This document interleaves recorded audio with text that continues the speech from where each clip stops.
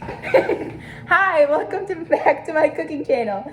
Today we are baking a yellow cake with chocolate frosting. And today I have a special guest star.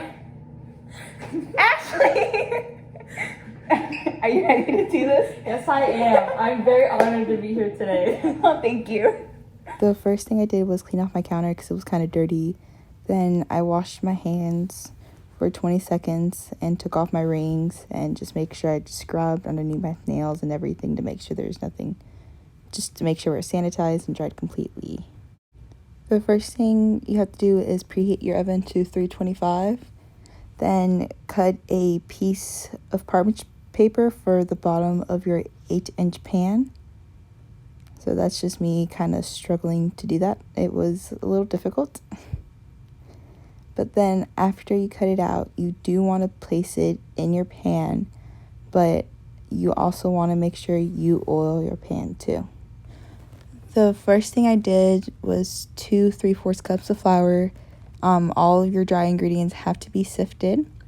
Then I did 1/2 teaspoon of baking soda and 1 1/2 teaspoons of baking powder, and still make sure you sift all of it. Then you have to add 1 teaspoon of kosher salt. That was my mistake. I did not use kosher salt. But you want to mix all your dry ingredients together. In another mixing bowl, you want to add 1 1/2 cups of granulated sugar, 1/3 cups of vegetable oil, 2/3 cups of unsalted butter. Make sure it is room temperature. If it's not, it will not give the fluffy feeling of your cake.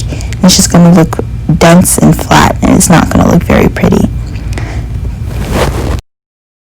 Then you want to add 1 tablespoon of vanilla extract, and you want to add your whisk attachment or use a hand mixer to mix all these wet ingredients together. You should start mixing it while it gets a little fluffy. Then you want to add 2 room temperature eggs, but mix every time you add an egg. Grab 2 more eggs and just use the egg yolks, and make sure you do the same thing, add 1 at a time, and your consistency should be really fluffy. You want to add 1 1/2 cups of buttermilk and just add it to your mixture while you're mixing, and it should start looking like this. Then you want to detach the whisk attachment and add your dry ingredients, but make sure you do it in 3 parts and use a spatula to fold in the dry ingredients. Do not mix with the stand mixer.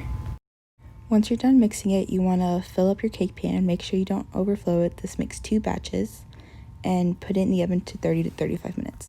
Once it's done, you just want to use an oven mitt and just grab a knife to check if your cake is done, and carefully take out the cake without burning yourself, and make sure you turn off the oven. I just bought icing because I did not have the patience to make some icing, so I just started icing my cake and added sprinkles to make it look pretty. So this is the end results. It was pretty good. I liked it, and I do recommend this recipe.